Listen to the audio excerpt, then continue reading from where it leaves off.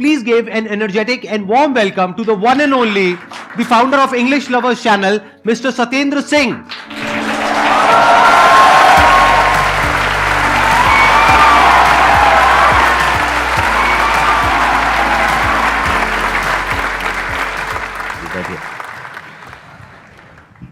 Is it real or is it still a dream that I am? तो हाथ मिलाओ ना. सर को देख के वैसे मुझे अभी समझ नहीं आ रहा कि मैं बोल क्या रहा हूँ, मैं कहाँ बैठा हूँ. पूरा ब्लैंक हुआ पड़ा है सीरियसली, क्योंकि यकीन कर पाना बड़ा मुश्किल है. शायद आप लोगों की भी वही फीलिंग हो रही है. और एक बात और, जब स्टेज के आप उस तरफ बैठे हो तो फीलिंग शायद 50% है. यहाँ पर आ जाओगे ना, आधे आप में से शायद बेहोश हो जाएंगे.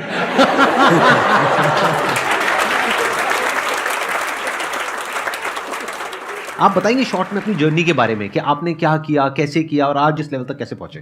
पहले मैंने शुरुआत की थी, एमबीए किया जैसे नॉर्मल सभी अपनी ग्रेजुएशन करते हैं, फिर एमबीए किया और उसके बाद मुझे लगा कि कुछ लाइफ में करना है. तो मेरे जो ग्रुप था सभी दोस्त, कोई डॉक्टर बन गया, कोई इंजीनियर बन गया, तो मुझे लगा भाई तू तो रह गया, तू क्या करेगा. तो उस टाइम पे मैंने इंग्लिश का सहारा लिया. आप रहने वाले कहाँ के हैं? सर भिवानी हरियाणा से. भिवानी हरियाणा से. तो उसके बाद फिर मैंने स्पोकन इंग्लिश का वहाँ देखा, तो कोई ऐसा माहौल हमारे वहाँ पे नहीं था. सारे हरियाणवी में बात करते हैं. कॉलेज में आप जाओगे तो अगर आप हिंदी बोलोगे तो क्या देंगे, गणा मत है. बोला अंग्रेज चले गए, बोला तन्ना छोड़ गए. तो उस वजह से फिर मैंने भिवानी को छोड़ ही दिया. कॉलेज भी मैं कभी कभी जाता था. मैंने दिल्ली ट्रेन में आना जाना स्टार्ट किया. तो यहाँ मैंने 1-2 इंस्टीट्यूट ज्वाइन किए स्पोकन इंग्लिश के सीपी में, और वहाँ फिर मेरी हल्की सी जर्नी स्टार्ट हुई. और उस दौरान मेरा ये था कि यार इंग्लिश तुझे आती है नहीं आती, आपको सेल्फ बिलीफ नहीं हो पाता ना कि मेरी अच्छी कितनी है. तो उसके लिए आपको कोई पैरामीटर चाहिए होता है, कुछ टेस्ट करना होता है. तो उस टाइम पे नया नया 2005 या 6 की मैं बात कर रहा हूँ, मैं बहुत बूढ़ा हूँ. तो कितने हो वैसे, क्या एज है आपकी? सर मेरी 37 है. अभी नवंबर में 38 का मैं हूँ. मेरे से कम बूढ़े हो. सर आप तो अगले 50 साल भी बूढ़े नहीं होने वाले.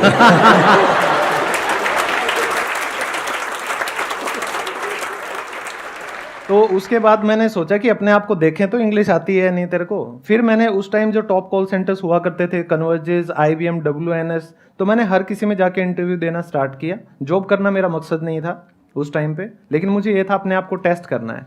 तो फिर कन्वर्जेस में शायद 200 या 300 स्टूडेंट्स यानी कैंडिडेट्स थे, और वहाँ जाके फिर 5 या 6 घंटे के सिलेक्शन प्रोसीजर के बाद मेरा अकेले का सिलेक्शन हुआ. तो तब मुझे लगा कि हाँ कहीं तो तुम पहुँच गए हो. तो वहाँ से स्पोकन इंग्लिश की जर्नी मेरी स्टार्ट हुई थी. लेकिन क्योंकि भेड़चाल में एमबीए कर रहे थे उस टाइम पे सभी, हम भी फंस गए उस चक्कर में. एमबीए किया, फिर बैंकिंग की जॉब्स निकलने लग गई. तो बड़े भाई ने और मैंने बैंकिंग के लिए अप्लाई किया. हम दोनों स्टेट बैंक ऑफ इंडिया में गवर्नमेंट जॉब लग गए, पेंशन वाली थी. तो क्या चाहिए, घर पे धड़ाधड़ रिश्ते आने लगे तो बस खुल के कुप्पा हो जाते हैं. ठीक है. और आपने कितने साल तक करी वो जॉब? 5.5 साल सर. 5.5 साल तक आपने वहां पे जॉब करी? हाँ जी. फिर ऐसा क्या हुआ आपकी लाइफ में कि आपने इतना बड़ा डिसीजन लिया कि उस जॉब को छोड़ करके अपना ये पाथ चुना? मतलब ऐसा क्या हो गया? सर सबसे बड़ी त्रासदी या सबसे बड़ी घटना आप कह सकते हैं, मेरी शादी हो गई थी.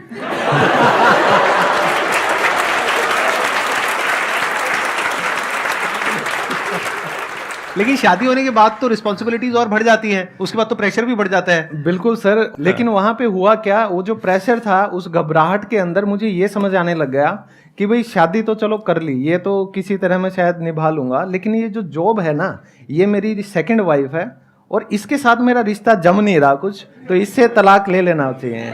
तो या तो मेरा जो रियल वाइफ है उनसे तलाक हो जाता या शादी उनसे हो जाता. तो मुझे लगा कि भाई तो अब उन्होंने भी सपोर्ट किया होगा. लेकिन वहाँ पे एक चीज़ और हुई सर. जब मैंने जॉब छोड़ने का डिसीजन लिया, there was no one to support me, to be honest. क्योंकि सोसाइटी के प्रेशर में इवन पेरेंट्स, फ्रेंड्स तो मेरे कभी रहे नहीं. मेरा आज तक कोई दोस्त नहीं है. आज तक नहीं था, आज के बाद है. मैं मजाक नहीं कर रहा.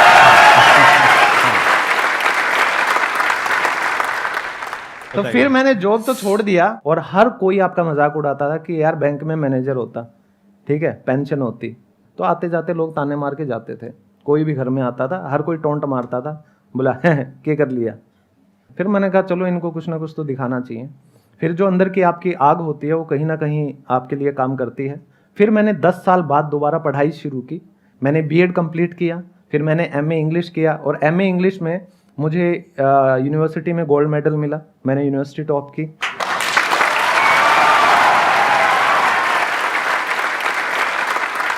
ये जो आपने किया, ये वो जॉब करने के बाद किया? Yes sir. कमाल है। मतलब उस टाइम पे एज कितनी थी आपकी? मेरी एज अभी ये 3 साल पहले की बात है सर। तो तब आई थिंक आप सबसे सीनियर हो गए अपने वहां पे? मैं तो कॉलेज में सबसे बूढ़ा मैं ही था। सबसे बूढ़े आप ही थे। फिर उसके बाद ये यूट्यूब की जर्नी कैसे शुरू हुई? सर आपकी जो वीडियो है स्पीक इंग्लिश विद कॉन्फिडेंस, हाँ, उस वीडियो को देख के मैंने मेरी फर्स्ट वीडियो बनाई। मेरा एक कैसे सेशन बोलना आया था स्पीक इंग्लिश विद कॉन्फिडेंस, आज से आई थिंक 4 साल पहले, 4 या 5 साल Yes. पहले। तो अच्छा। मेरा चैनल बना है 2 साल पहले। अरे वाह, क्या बात है। और 2 साल में अच्छी तरक्की करी आपने, मानना हाँ जी। पड़ेगा। अब आपके जो भी क्वेश्चंस हैं इंग्लिश स्पीकिंग से रिलेटेड, या जो भी जो हेजिटेशन होती है इंग्लिश बोलने में, वो आप इनसे पूछ सकते हैं। गुड मॉर्निंग सर, मैं ना बेसिकली झारखंड से हूँ। यहाँ मैं डीयू की स्टूडेंट हूँ, एलएसआर की। तो मैं यहाँ आई हूँ, तो मैंने ये डिफरेंस देखा है ना कि वहाँ से और यहाँ में, यहाँ पे ऑलमोस्ट सभी लोग इंग्लिश ही बोलते हैं। बट ये डिफरेंस हो जाता है ना कि कहीं कहीं पे अगर हम नहीं बोल पाते हैं तो हमारा पूरा कॉन्फिडेंस ही लूज़ हो जाता है। लाइक मैं बहुत एक्सट्रोवर्ट टाइप की हूँ, बहुत बोलती हूँ, लेकिन ऐसा कहीं कहीं ऐसा एक प्लेस होता है कि जहाँ मैं नहीं बोल पाती, और शायद मेरे को उसका एक रीज़न लगता है इंग्लिश। तो सर उस टाइम पे कैसे, क्या डील करना चाहिए, क्या करना चाहिए? मैंने जैसे शुरुआत में बताया कि मुझे भी सेम आपकी तरह ही ये दिक्कतें फेस करनी पड़ी थी। आप में से कोई भी या इस दुनिया में कोई भी अगर कोई भी नई स्किल को सीखेगा और उसको कोशिश करेगा आजमाने की, तो फंबल तो होंगे, गलतियां तो होंगी। तो आपको ये सोचना है कि आपका मेन टारगेट क्या है, मेन गोल क्या है। उस रास्ते में हर्डल आएंगे, वो हर्डल हमारी ज़िंदगी में होते हैं जो अनचाहे दोस्त, ठीक है, और मैं उन्हें दोस्त नहीं कहता, मोस्टली आज के दिन दोस्ती के नाम पर टाइम पास चल रहा है। तो जो आपका रियल फ्रेंड होगा वो आपकी ग्रोथ में आपको सपोर्ट करेगा। चार्ल्स स्कूली एक अमेरिकन साइकोलॉजिस्ट हुए हैं, उनकी एक लाइन मेरी बड़ी फेवरेट है सर, आप कहें तो प्लीज। प्लीज। वो कहते हैं, I am not what I think I am, कि मैं वो नहीं हूं जो मैं सोचता हूं। I am not what you think I am, मैं वो भी नहीं हूं जो आप सोचते हो कि मैं हूं। I am what I think you think I am, कि मैं वो हूं जो मुझे लगता है कि आप मेरे बारे में सोचते हो। तो हम हमेशा हमारी एक इमेज कैरी करके चलते हैं। तो आपको ये सेल्फ रियलाइजेशन अंदर से होना चाहिए कि आपके हितैषी कौन है और आपके अगेंस्ट कौन है। तो अगर आपका मेन गोल सही है, आपको लोगों को दिखाने के लिए आगे नहीं बढ़ना, खुद के लिए आगे बढ़ना है, तो मेरे हिसाब से ये दिक्कत कभी नहीं आएंगी। और आप अपनी बस जर्नी कंटिन्यू रखो, consistency is important. There are lot of places जहां पर के आप जा करके इंग्लिश सीख सकते हैं, जहां पर और भी लोग आ रहे हैं सीखने के लिए। उसमें कुछ बहुत महंगे भी हैं, कुछ सस्ते भी हैं। तो इसलिए नहीं जा रहे आप इंग्लिश सीखने के लिए, क्योंकि वो तो आप यूट्यूब पर भी सीख सकते हैं, वहां पर आप जा रहे हैं प्रैक्टिस करने के लिए। तो वहां पे आप अपना सर्कल बना सकते हैं। अगर क्लास में मानो 20 बच्चे हैं, उसमें हर तरह के होंगे, कुछ की एज ज्यादा होगी, कुछ की कम होगी, और कुछ ऐसे भी होंगे जिनकी जो इंग्लिश है और जो एक्सेंट है वो आपसे भी 100 गुना खराब है। तो अगर आप उनको थोड़ा सा हेल्प करें तो आपका कॉन्फिडेंस अपने आप बढ़ जाएगा। देखो, कॉन्फिडेंस को बढ़ाने के 2 तरीके होते हैं। या तो अपने आप को ऐसा बना लो कि आपके अंदर किसी का कोई डर ही ना हो, सामने कोई भी आ जाए, कितने भी आ जाए, कोई फर्क ही ना पड़े, ये एक तरीका होता है। दूसरा होता है किसी ऐसे सर्कल में चले जाओ जहां पर के बोलते नहीं है अंधों में काना राजा, वहां भी बड़ा कॉन्फिडेंट फील होता है। सही बता रहा हूं आपको कि मतलब अगर एक बड़े तालाब में छोटी मछली होने से अच्छा है छोटे तालाब में बड़ी मछली हो जाओ। ये भी एक तरीका है कॉन्फिडेंस को बढ़ाने का। तो ऐसी किसी जगह पे चले जाओ जहां पर के वो आपको टीचर का दर्जा दे दे, जैसे टीचर जाए, अरे ये तो ऐसी भी जगह होती है। क्योंकि अगर आप ऐसे लोगों के बीच में रहोगे जो बचपन से इंग्लिश बोल रहे हैं, तो आपका कॉन्फिडेंस और कम हो जाएगा। एकदम से तो आप ओवरनाइट तो उनके लेवल पे नहीं आ सकते। बिल्कुल ऐसा है जैसे किसी को क्रिकेट खेलना है, अब मुझे खेलना है, अब मैं जा करके किसी टॉप प्लेयर के साथ में खेलने लग जाऊं, तो मेरा जो बचा खुचा कॉन्फिडेंस है वो भी खत्म हो जाएगा 4 दिन में। बिल्कुल। अब मैं अगर चला जाऊं वहां पे पार्क में बच्चों के और हर बॉल पे छक्का, अरे भाई तो समझे कॉन्फिडेंस तो बढ़ ही गया ना। तो इस तरह से आप थोड़ा दिमाग से अगर चलोगे, थोड़ा अगर अपने माइंड को यूज करोगे सही डायरेक्शन में, तो there are lot of options which are there. Yeah, I have 2 questions. First on English and second on your life journey. So first question is like the accent on English is also most important. So how to improve that accent? And second question is like in everyone's life there comes as you said deep moments, right? And you said how you deal with. it. But how can we as a youth deal with that? सबसे पहली problem जो हम accent की बात करते हैं, आपने accent कहा, दैट इज एक्सेंट। तो इसमें हमारी गलती है ही नहीं, टू बी ऑनेस्ट। हम एक बात को समझें कि हमारी जो इंग्लिश जो हम सीख रहे हैं that is ESL, English as a second language. तो हमारी जो मदर टंग है, जो हमारी मातृभाषा है, वो हिंदी, मराठी, गुजराती, ये मतलब 22 भाषाएं हमारी कोई सी भी हो सकती है। तो हमारा जो एक्सेंट है वो डिपेंड करता है MTI। तो MTI होता है मदर टंग इन्फ्लुएंस। तो मान लो अगर मैं हरियाणा से हूँ, तो अगर मैं कहता हूँ अरे भाई देखेंगे अंग्रेजी सीख ली जाएगी तो सीख ली जाएगी ना, आप इन बेरा कोई फर्क नहीं पड़ता हमारा, ठीक है, बोला घने अंग्रेज आयर चले गया, हमने कोई ना सिखा पाया। तो अगर मैं मेरी यही टोन कंटिन्यू रखूं तो जो मेरा गला है, जो वोकल कॉर्ड्स हैं, वो उसी के अकॉर्डिंग सेट हो जाते हैं। तो मैंने इस बात को कुछ ज़्यादा ही सीरियसली ले लिया। तो मेरे आस पड़ोस वाले सारे मेरा मजाक बनाते थे हिंदी में बात करके, देख आ गया अब ये हिंदी में बात करेगा। मैंने कहा, चलो कोई बात नहीं। लेकिन जब मैंने इंग्लिश को सीखा और फिर मैंने फ़ोन करके उनके इंटरव्यू लेने शुरू किए ना, और जो हड़काया उनको HR मैनेजर बन के, बड़ा मज़ा आया, कसम से बड़ा मज़ा आया। मैं लताड़ता था, मैंने कहा no you don't deserve it, you don't deserve it.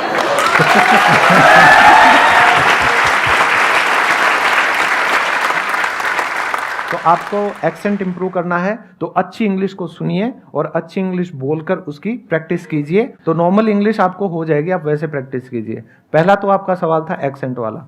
दूसरा जो आप कह रहे हैं कि लाइफ में लो पॉइंट्स आते हैं, आप सभी के आते हैं, नो डाउट। मैंने हमेशा, मेरे बहुत ज़्यादा लो पॉइंट आए हैं जब लोग मुझे घर पे आके कहते थे सुसाइड करेगा कि काल करेगा, परसों करेगा। बोले तेरी जी है, तो बोला वो कर गया गैलरी गाड़ में, देख वो झूल गया। ऐसे कौन बोलता है? बोलते हैं सच में? मतलब ये कौन है? ये दोस्त है या रिश्तेदार है? कौन सर है? ये जैसे कॉलेज में एक दोस्त था मेरा, तो मतलब कहीं ना कहीं, लेकिन वो लोग सच्चे हितैषी हैं आपके, ये बात भी ध्यान रखना। मैंने हमेशा उन लोगों को बहुत पॉजिटिवली लिया है और ऐसे लोग आपके आसपास होने ही चाहिए। तो जब आपका लो पॉइंट आता है उसको आप एज एन अपॉर्चुनिटी लो, ठीक है, कि आप क्या क्या कर सकते हो, कि अब आप जीरो हो गए, अरे अब तो आपके पास ऑप्शंस भरे पड़े हैं, अब तो खोने के लिए कुछ भी नहीं है, कुछ भी नहीं है। अब तो मैं ये भी कर सकता हूँ, वो भी कर सकता हूँ। तो लो पॉइंट कभी भी आए ये तो सोचो ही मत कि यार सब कुछ खत्म हो गया। कई मतलब यंगस्टर्स लग जाते हैं, मतलब गलत डायरेक्शन में चले जाएंगे कि यार हमारा कोई नहीं है, अकेले दुनिया में भाई कुछ नहीं दरिया इस धरती पे, यार पी का पड़ जाओ। उससे कुछ नहीं होगा। Sir, my name is Gautam, and actually, sir, I am a stammering person. But sir, in Hindi, my stammering sometimes low, but in English very high. Second, ये कि sir, before 2 year, एक सर ने मुझे बोला था कि 20 साल के बाद कोई भी इंग्लिश अच्छे से नहीं बोल पाता। तो ये मेरे मन में अभी तक उनका है। आपको कहीं ना कहीं लाइफ में या अपनी फैमिली में शायद कुछ है जो मतलब आप उभर के 100% अपनी पर्सनैलिटी से ऊपर नहीं आ पा रहे हो, कहीं ना कहीं कॉन्फिडेंस आप में कम है, ठीक है। तो लाइफ में आप हो सकता है कि कुछ करना चाहते हो लेकिन आपको लगता है शायद मैं नहीं कर पाऊंगा, तो वही बात आपकी हिंदी में आ जाती है। जब अब मैं सर के सामने बैठा हूँ, ऐसा नहीं है कि मेरे में कॉन्फिडेंस पूरा है, मेरी भी अंदर से लगी पड़ी है, ठीक है। लेकिन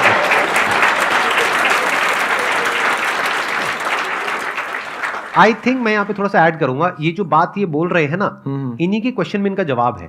इनको किसी ने ये बोला है, इनके किसी सर ने या किसी ने बोला है कि 20 साल की एज के बाद में जा करके आप इंग्लिश नहीं सीख सकते हो, तो ये इनके माइंड में बैठा हुआ है। This is a mental block. ये पूरा मेंटल ब्लॉक है सर, ऐसा बिल्कुल भी पॉसिबल नहीं है। आपको मैं सच बात बताऊं तो जब मैंने चैनल मेरा वायरल स्टार्ट हुआ था तो मुझे 50 साल 60 साल ऐसे मेरे इतने ज़्यादा स्टूडेंट्स हैं, तो शुरू में एक्साइटमेंट होती है ना, सब्सक्राइबर से बात करेंगे, तो नंबर भेजते थे या मेरा मांगते मैं फट दे देता था, बात करते थे, हेलो जी हेलो। तो एक कोलकाता से एक लेडीज़ थी 60 ईयर्स ओल्ड, उन्होंने मुझसे इंग्लिश सीखी और उन्होंने इतना आशीर्वाद दिया मुझे, तो मुझे समझ ही नहीं आया कि मतलब मैं किन शब्दों में खुद को भगवान को धन्यवाद दूं कि मेरे को एक टीचर बनाया, कि मैं किसी की लाइफ में कोई चेंज ला पाया। तो आपका ये जो मेंटल ब्लॉक है ये बिल्कुल गलत है। वो जो टीचर या कोई भी इंसान जिसने आपको ये चीज़ कही थी उसकी ज़िंदगी में दोबारा शक्ल मत देखना वो निहायत ही हाँ निकम्मा और नेगेटिव किस्म का इंसान है। ऐसे इंसान का जो ओरा होता है ना वो भी आपको खराब कर देता है। ठीक है, पॉजिटिव लोगों के साथ रहो, सर की वीडियोस देखते रहो, ऐसा कुछ भी नहीं है। चाहे आप 70 साल के हो जाओ, 75 साल के हो जाओ, जब तक आपका दिमाग 1% भी चल रहा है, आप इंग्लिश क्या दुनिया की कोई भी भाषा सीख सकते हो, उसमें कोई भी वो नहीं। Excellent point. Thank you so much ji, thank you so much.